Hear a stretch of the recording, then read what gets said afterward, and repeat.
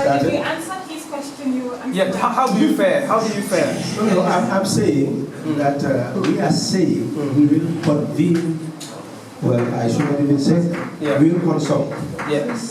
That is Because we have agreed already that we will be holding periodic press conferences. Yeah. So we'll consult and see when it's most ideal to do so. And we'll address all those questions. Yeah, we just want to know if other reports are just opinions. Well, you are asking me to go into a matter that has to be explained. And then our position taken so that there is clarity. We want to give clarity on the matter, not an emotive state. I am sure that when you keep it, when we have a press conference, I promise you that you will have an answer that you will be very much satisfied. No. Because even the leaders, the authorities, everybody is talking about the third republic. So I really want, because it affects both local, parliamentary, and presidential elections. So I just want more explanation for people to know, and myself to know about the first, second, and third republic. Are we still in the second republic? Yes. We had the 1970 Constitution. And on the 22nd of July, 1994, they suspended that Constitution and banned all political parties and disbanded the Parliament, the House of Representatives, and the Executive. Effectively, the coup succeeded by coming up with Decree Number 1, which became a law. So once Decree Number 1 was promulgated, they put the Constitution to be under the supremacy of decrees. So Decree Number 1 became the supreme law of the land. And all decisions were made based on, all laws were made based on it. All these decrees made based on it. So that was the reality. Established a Constitutional Review Commission and charged it with the responsibility of looking at the content of the 1970 Constitution and come up with a draft Constitution. And they prepared the draft Constitution, and in 1996 it was subjected to a referendum.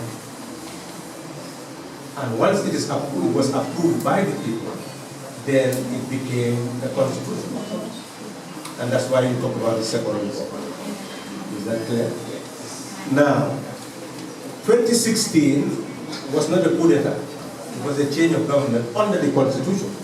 Because it's the Constitution that said that the person who sat as president will continue to serve until the end of his term.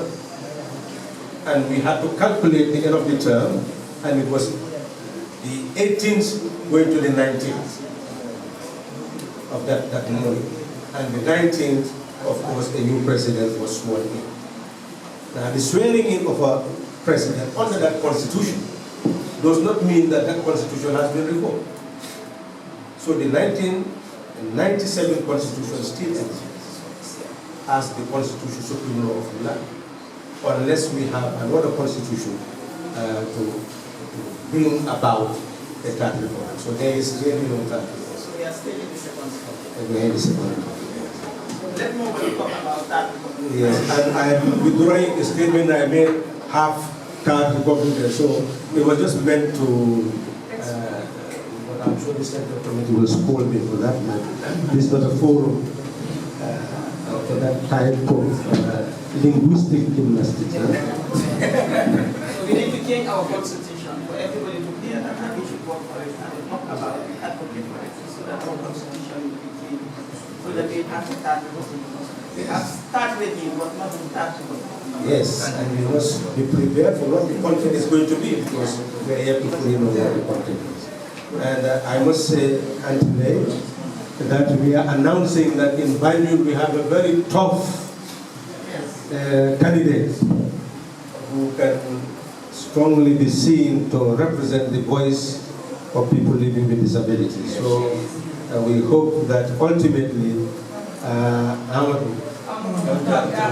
Jallo would be fully supported, so that we begin the concept of inclusiveness. You can see the gender dimension. I think 6 women participating, and we had the whole card open for more. But we believe that once these ones trail and succeed, we therefore would expect others to join in. Thank you.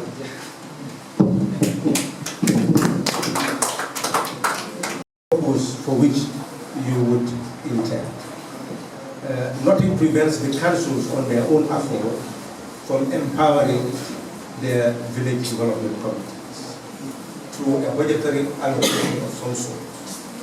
These are ways and means. You can be very innovative with the current realities, but knowing fully well that unless you have constitutional change and changing of the laws, you don't have sovereign national wealth for the council. Because one fundamental issue that your question raises is, how do you provide funds to the council?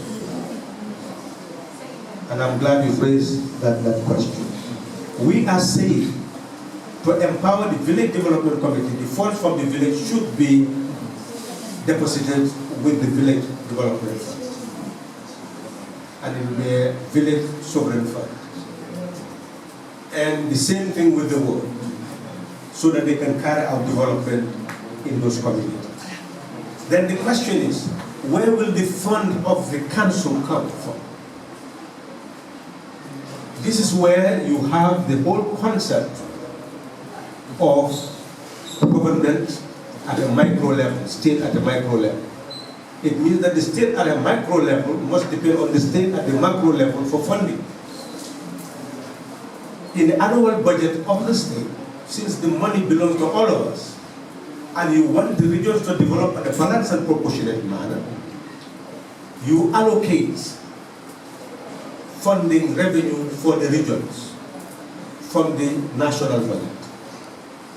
And that allocation will be utilized by those area councils, the regional councils, to be able to subvent and supplement the funds of the villages and the wards. That's really what will ultimately address the problem of underdevelopment or disproportionate development.